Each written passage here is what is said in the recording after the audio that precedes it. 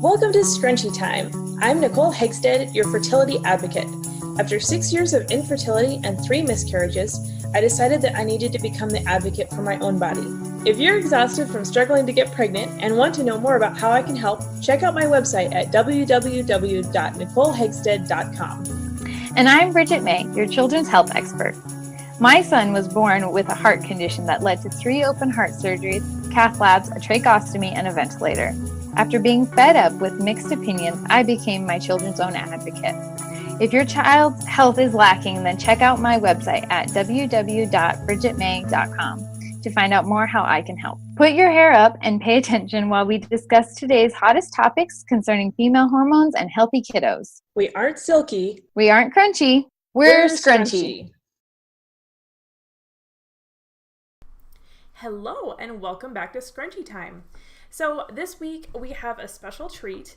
Bridget is actually preoccupied and unable to join us for recording today. So I have a special guest to join us, my husband. I'm super excited about this. David Hegstead is my husband, and we are going to be talking about infertility today and just delving in a little bit more to our story and how that has unfolded and how that has shaped and how he has struggled with it as the husband in the situation, so we can kind of get a better, well-rounded viewpoint of what's been going on. So basically, in a nutshell, we have struggled with infertility for 7 years tomorrow. We will be married 7 years tomorrow. Super excited. Happy anniversary, baby. So we've been, we got married June 2nd, 2012, and we weren't on any birth control or anything like that. And, we had kind of planned to try and naturally prevent our pregnancy for a few months to a year. We just kind of wanted to get to know each other and get used to married life and all of that. But we had agreed that for the honeymoon, we wouldn't even worry about it because we just wanted to enjoy our honeymoon. And we actually thought that we were going to get pregnant on our honeymoon. And it just comes from one of those things of, your parents are always telling you, if you do the act, you're going to get pregnant. So don't do the act. And that never happened. And so the months started to unroll, and as time went by, people started asking, and if you've dealt with infertility, how the process goes, that you're a month in and everybody kind of is like, what's going on? Are you guys talking about kids? And then 6 months in, everybody's like, what about grandbabies? And by the time you start really getting worried, it's been a year and a half, and it's starting to be alarming. So yeah, that's kind of how we unrolled. What are your thoughts on it? So I actually have a very different experience of our infertility process than Nicole did. Honestly, the first time someone even asked me, like flat out asked me, like when we were planning to have kids, was like 2 years ago. It was like year 5. Okay, one of my cousins was like, hey, you guys planning to have some kids of your own? And wow. I was like, at that point, we're infertile. Like, we can't. We've been trying for 5 years. And he's like,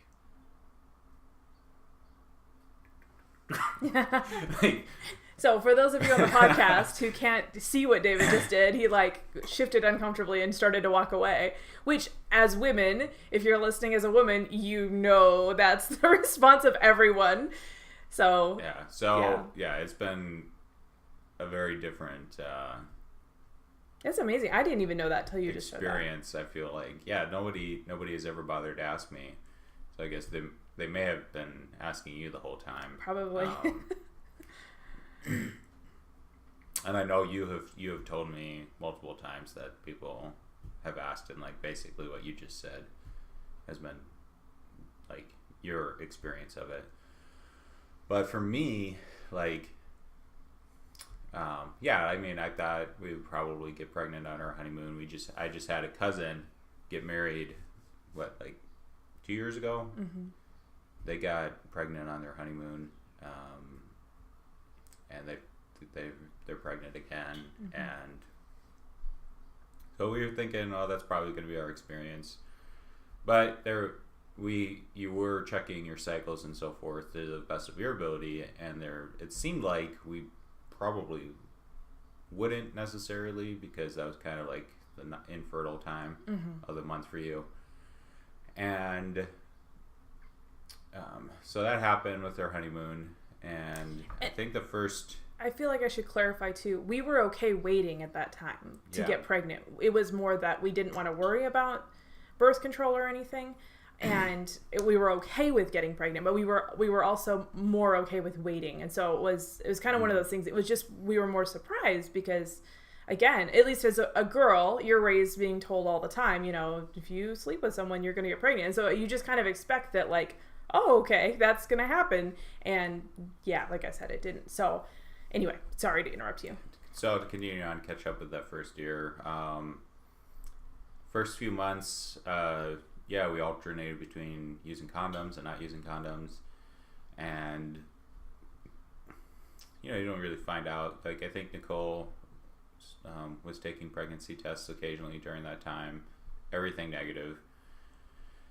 And it just kind of reached the point where we're like, okay, I think it was like 3 or 4 months in, we're like, if we did get pregnant now, like our goal was to have a whole year to just be Nicole and I, and we were like, okay, so at this point it would push us past a year to give birth, and we just,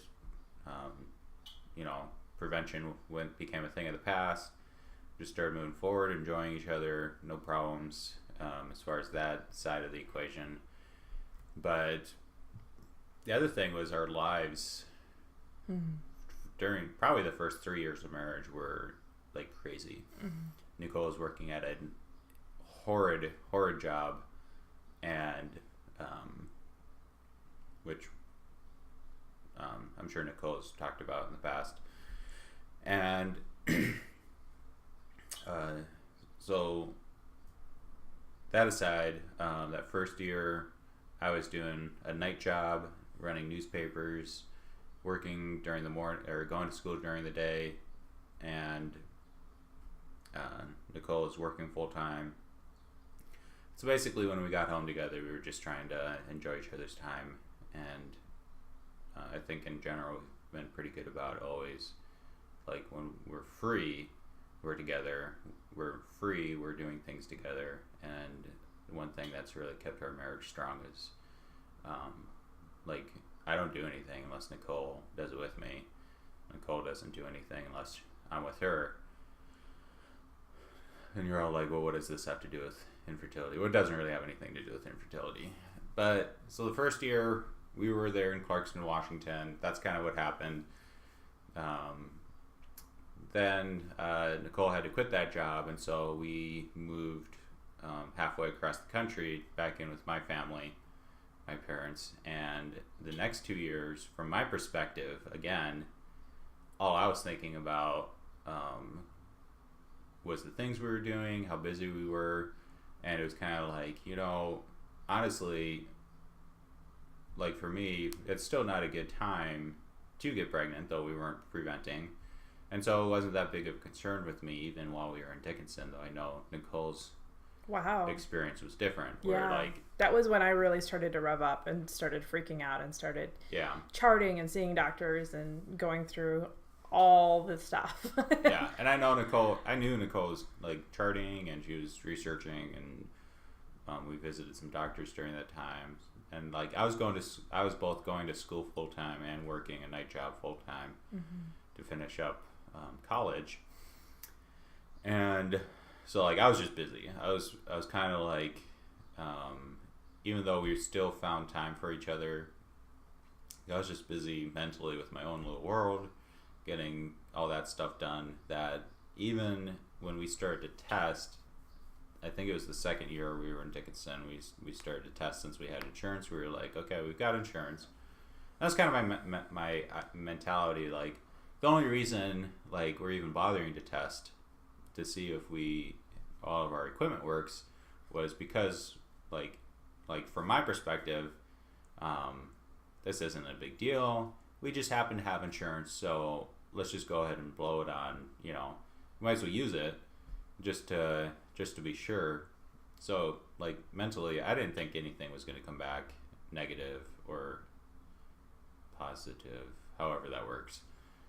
And so even during that, when we were doing the testing in Dickinson, it wasn't that big of a concern for me, because I was like, we're just doing this because we have the insurance anyways. And also, as a side note, everything did come back good. Like, the doctors could not find anything wrong with either of us. So, which is inevitably what led us to where we're at, because clearly if you can't get pregnant, then there's something wrong, even if the doctors are saying, oh, there's nothing wrong with you, you know. So so things were coming back just fine, and that was the panic too, that added to it as well. And so everything comes back fine, and I was basically riding that for probably another 2 years. Like, the doctor said we're fine. And so in my mind, I know Nicole had a different experience of all this, but from my own mental health, I was like, always looking back at that.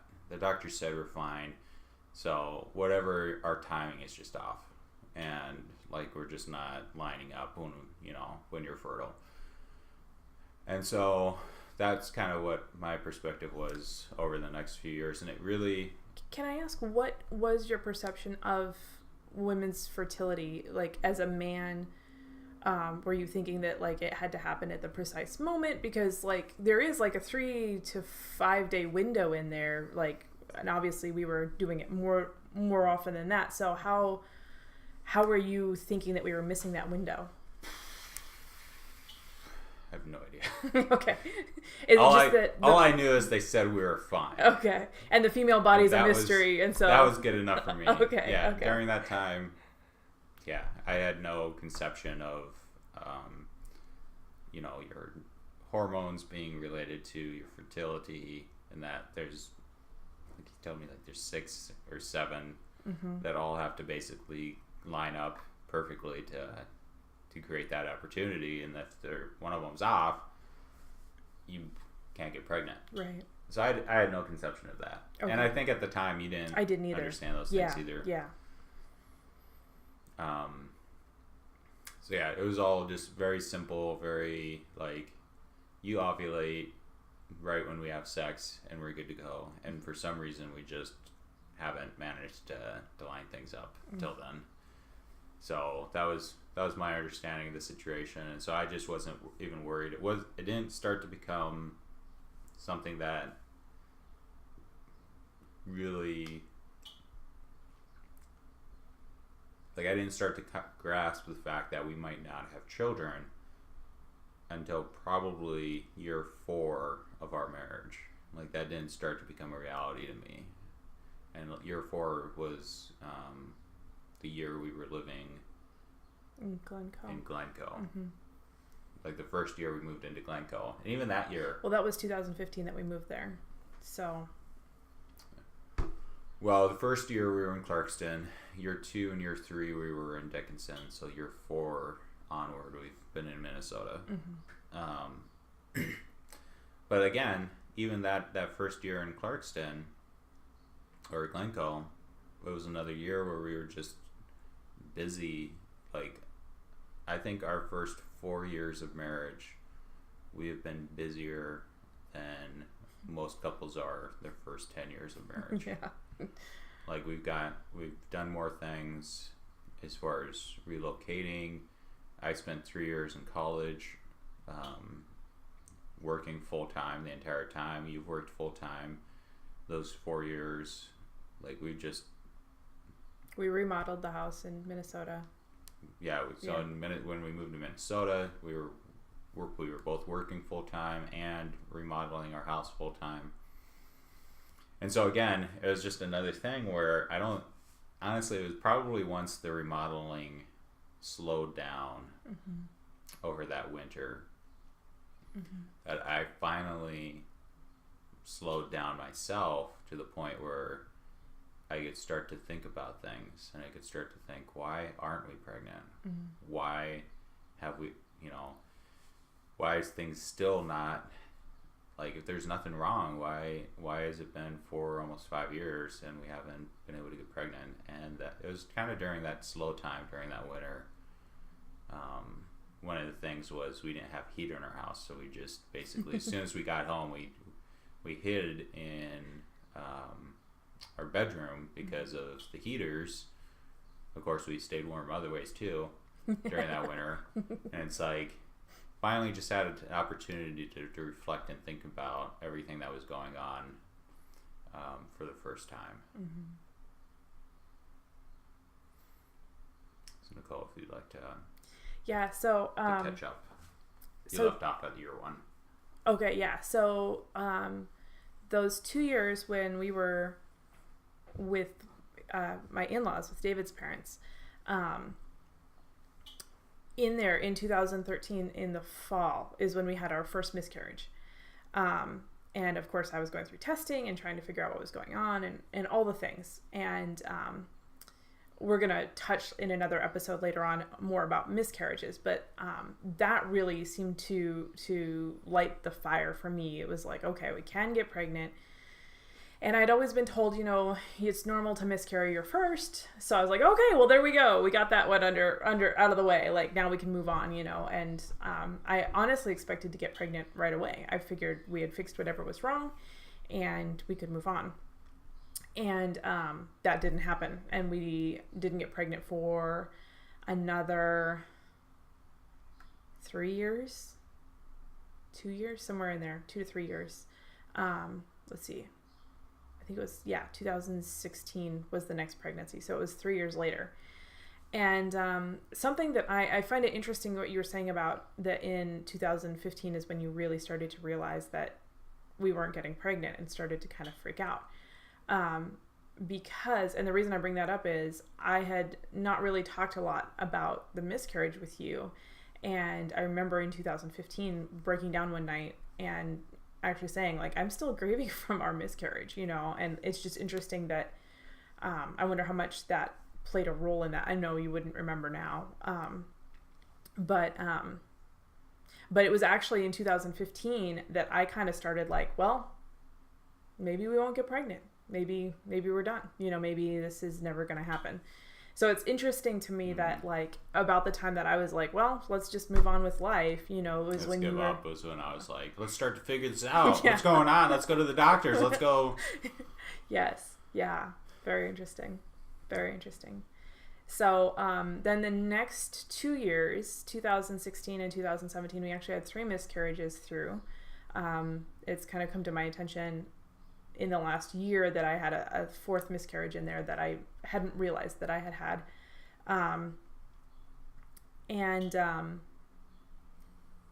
That for me was interesting. As far as my infertility journey went, I knew that there was answers out there. And that was when I started going to, I've shared my story, this part of my story on our very first podcast ever. But that was when I started going to the doctors again, because I was like, okay, clearly something's happening here and I need to know what it is. Excuse me.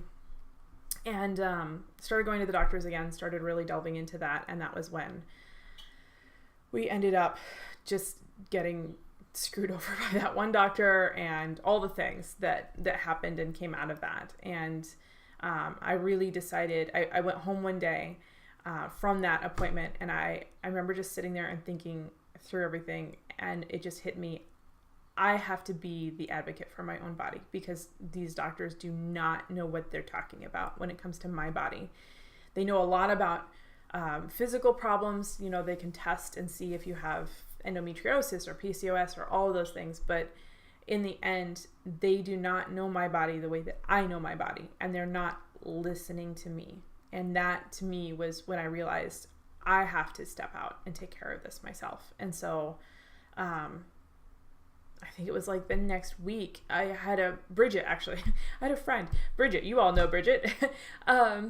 She had given me a link to a gal's website, and she was like, you should check this gal out. She talks about balancing your hormones. And so like the next day I went to work and pulled up that link and started researching. And that's when I started my apprenticeship the next summer. And now we're here.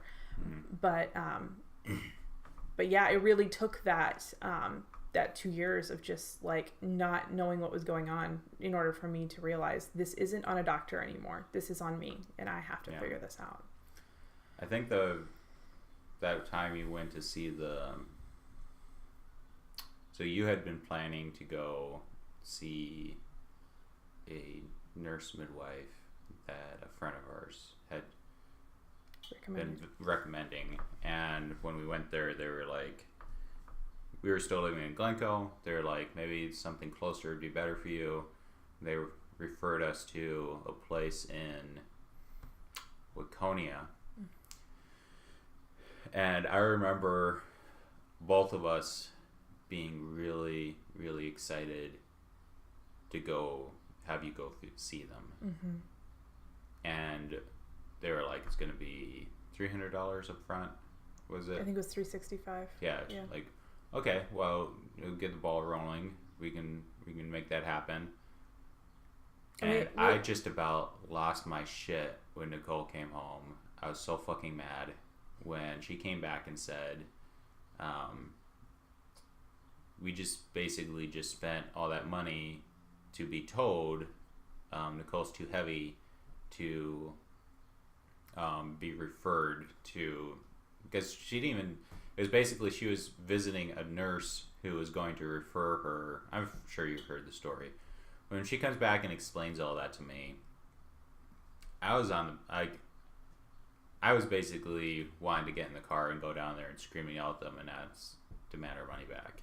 Like, that's the thing with when you go through the medical system, you have no idea what you're paying for up front. Like, afterwards, you, like, when they have done what they did, and like you already know what it was that they did, but like we did not know that it was just going to be it was essentially we were paying for an interview. Had we known that, like, no, we're not going to do that while we don't have insurance. Like, I thought we were going to like be talking to the people. Like, I didn't realize it was basically like, you're going to pay us, but we reserve the right to reject you, you know. And like Nicole said, like, they could have told me up front, like, here are some things that we won't work with you if they come up. They could have been like, here's the sheet, and like we could have been like, oh, you know, Nicole's kind of overweight right now, and so they wouldn't accept us anyway. So let's work on that first before we even go see them. But no, like they just stole our money. I'm willing to say that. Whatever place in Waconia you are that does fertility issues, you stole $365 from us. Just know that. Okay, that being said, we're probably going to get a letter in the mail saying to pull this video down. I don't think they even watch this. In a couple years, like, YouTube will yank all of our videos. All these videos. So yeah, I mean, that's basically at that point, I was like, forget all of them. Like, it's all pointless. Like, and Nicole had been explaining to me everything that she had been learning during this entire process also, and when that happened, it was like, no, we're done going the traditional way. They haven't been able to help us so far. They basically, all they can tell us is there's nothing wrong.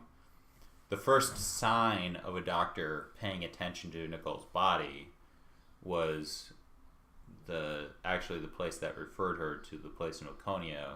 They did an ultrasound and started to notice a thin lining.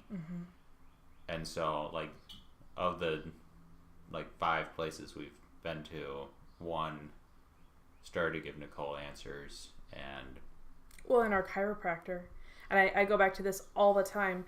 I have seen 2 OBGYNs, 2 general practitioners, a midwife, and a chiropractor. And the chiropractor taught me more than all the rest of them put together. Like, that should not be. I mean, I'm very grateful for our chiropractor. He's an amazing man. But it should not be that in our modern medical world, we're learning more about our hormones from our chiropractor who's adjusting our back than the OBGYN who's seeing me for infertility. That should not be. That should just not be. And something else that I want to bring up as a big red flag, if you go in for infertility treatment and they start you off on the birth control pill, You need to run away. There have been so many doctors that I have seen that the first thing they bring up is, well, we should put you on the pill for a couple of months. No, it does not work that way. It does not work that way. And we have other episodes that talk about why not to do that. But and I think it's a huge thing. Like, especially during Dickinson, the time in Dickinson, when they were bringing up these issues, the pill or that other one, Clomid. Like, again, the only reason I was willing to like try and work with Nicole like for natural ways to solve these issues, and not just like when she brought up Clomid and like the doctors say that I'm not ovulating for some reason, I was like, well, let's figure out why your body isn't doing that instead of just forcing it to. I didn't think it was, still I wasn't like mentally thinking that there's that big of a problem. Had I thought that there is the possibility that we could never be pregnant, I would have told Nicole we absolutely should go and take Clomid. And of course we've learned since then that with Nicole's uterine lining issues, one of the things that can increase that is Clomid. And like we'd be in a worse situation. That like, I'm just glad that things worked out the way they did, where now we can we haven't made things worse. We're in a place over the last year or 2 years that we can work naturally to correct these things. And anyways. Yeah, no.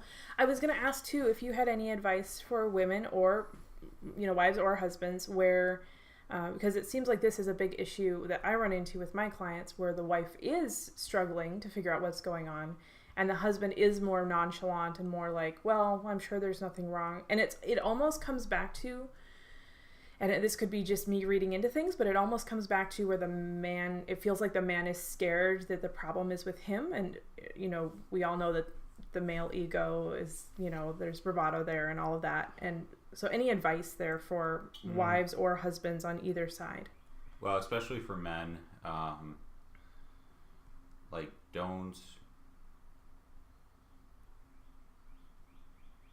I think there can be a fear, not so much that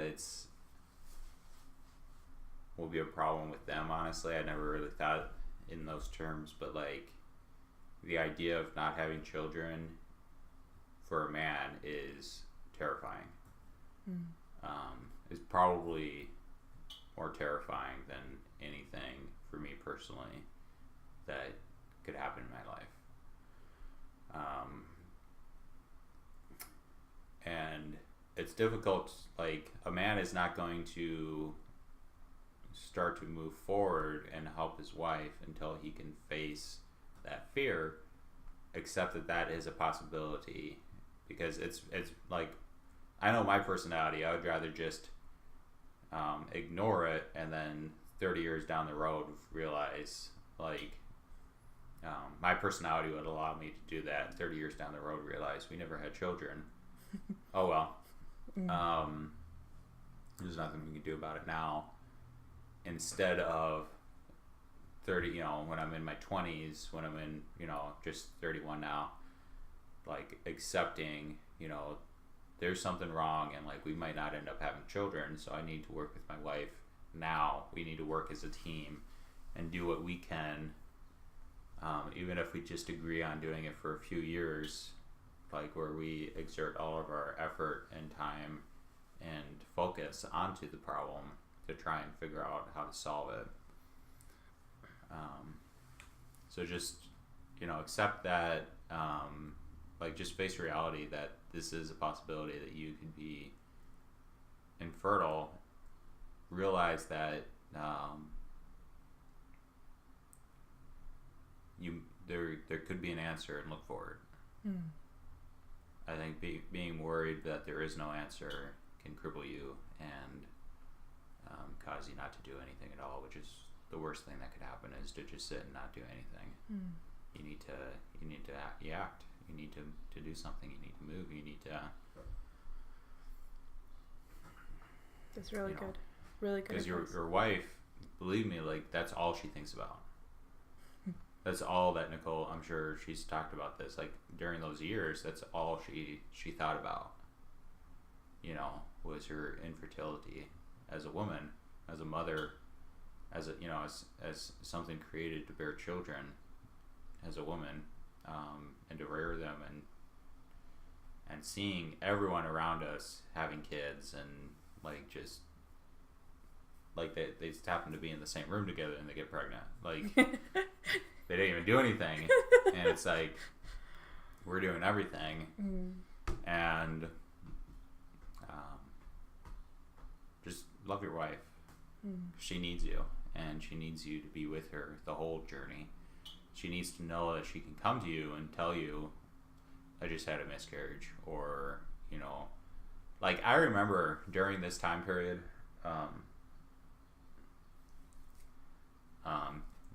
starting in Dickinson, but especially the first year or two in Glencoe, Nicole's cycles had always been off, right? And it became like a point of celebration when she would get it. Like 6 months would go by with nothing, and then she'd get one, and it's like we'd go celebrate, because it's like a sign that there's still hope. And I actually have theorized at this point, I have no proof because I can't go back in time, and I wasn't tuned in enough with my body at that point, but I have theorized that we were actually miscarrying and getting pregnant at that point as well. And that is a possibility, that it got so far out of whack. Nicole is getting pregnant and having a lot of miscarriages that we weren't aware of. And that's, you know, the other thing, you need to be talking about these things. You need to be writing down your experiences so that you can go back and figure out what's going on with my body, what's going on with my wife's body, what's going on with everything that's going on. Absolutely, yes, yeah. Because it's a team effort, and if you leave your wife hanging, feeling like she's the only one trying to get pregnant, I mean, you're running the risk of her, like, worst case scenario, leaving you, because it's like he just doesn't care. Like, he doesn't love me, because if he did love me, he would be supporting me through this. Like, there's probably not going to be anything as difficult for your wife as experiencing infertility. Nicole showed me a really, really good movie recently, like Julie and Julia, about the TV French chef woman, and they delve into her and her husband's infertility, and it just really they do it really gently, though. Really touching. Yeah. And like, she gets something I really related to. Yeah.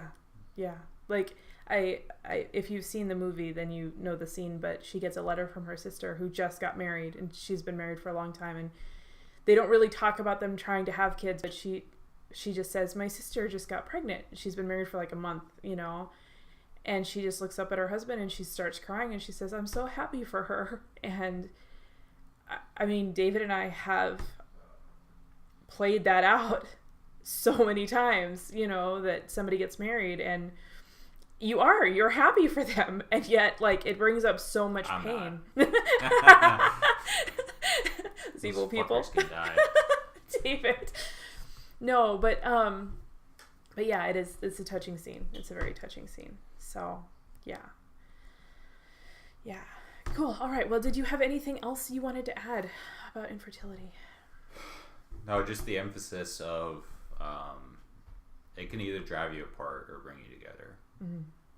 And whether it does that is up to the two of you. Like, Nicole, this has driven Nicole and I, at times it's driven us apart because of my indifference. But once it started to hit home, and actually it was around the second miscarriage, was in, I think the second miscarriage was when everything started. Like, things had started to hit me before that, but that's when it was like, there's something seriously wrong. There's something I've been missing out on for several years that Nicole has been going through on her own. And, you don't want to be several years in to realize that your wife has been walking this journey by herself. So, obviously, wives, bring your husbands in. You might be thinking, well, I don't want to ruin their day, or like, I kind of feel like at times Nicole had that attitude or mindset of, my husband's busy enough. He doesn't need to be burdened by this too. But he does.